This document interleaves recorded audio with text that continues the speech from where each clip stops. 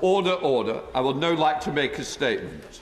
On the 20th of October, the Culture, Media, Sport Committee published a special report on answers given to it by the Right Honourable Member for Mid Bedfordshire when she was the Secretary of State for DCMS. The Honourable Member for Ochil, South Perthshire subsequently wrote to me asking for precedence for a complaint of a breach of privilege, as was his right. I declined to do so since the bar for such a complaint is high. The House should only take action when essential in order to provide reasonable protection for the House, its members or its officers from improper obstruction. I note the committee itself, of which the honourable gentleman is a member, has said, had Miss Dorris remained the Secretary of State, driving policy of selling the channel, we may have sought referral to the Privilege Committee. But as her claims have not been inhibited, the work of the committee, and she is no longer has a position of power over the future of Channel 4, we are instead publishing this report to enable the House and its members to draw its own conclusion. So I consider it appropriate to respect the committee's assessment of the situation. Correspondence on matters of privilege is private. Indeed, had to go to great lengths to ensure that members can write to me in confidence on any matter, knowing their communication will remain private. Expect the same courtesy in my replies.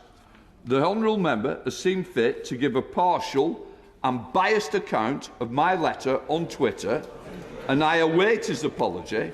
I gave the Honourable Member notice that I would be raising this matter at this time, but I do stress it is not the way we should be doing business in this House. Honourable Member for Ochil and Perthshire. Mr. Speaker, as you've the floor, man. Mr. Speaker, as you've just explained, the Commons Culture Committee, in which I sit, published a unanimous cross-party report about the testimony of the Right Honourable Member and the testimony she gave to the committee, and there are now considerable public interest in what should happen next. I want to put on record, Mr. Speaker, that I deplore social media pylons against you or indeed anyone else. I've been on the receiving end of them, and they are exceedingly unpleasant. But could I ask for guidance on what I and other members should tell their constituents about integrity in politics in this context? If someone misleads a committee, what should happen next? Can I just say, integrity is that, first of all, printing the letter, but only half the letter, is not integrity. In fact, far from it.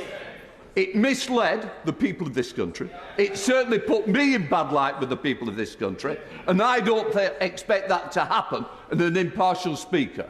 So if that was an apology, I don't think it was very good. David Davis. Mr. Speaker, in following on from that, honourable members of this House have certain strict duties on them. First, there is a duty of upholding the institutions of this House. Clearly, in breaching the confidentiality of the Speaker's private correspondence, the member for Ochil and South Perthshire has knowingly broken that rule. And frankly, for that, if that was an apology, that was not sufficient for that alone. But we also have a duty to tell the truth. Now, in his public pronouncements, he implicitly criticised you, Mr. Speaker, for not referring the DCMS Secretary of State to the Privileges Committee.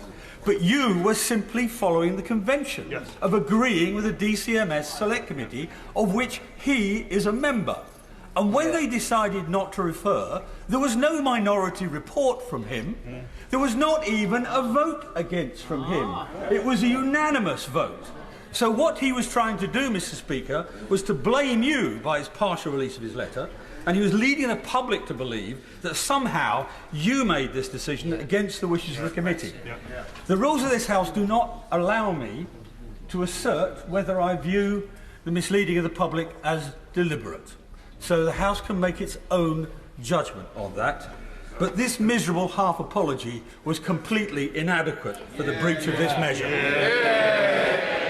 I'm going to leave it there for today, and I hope the Honourable will consider the way he's put his own part.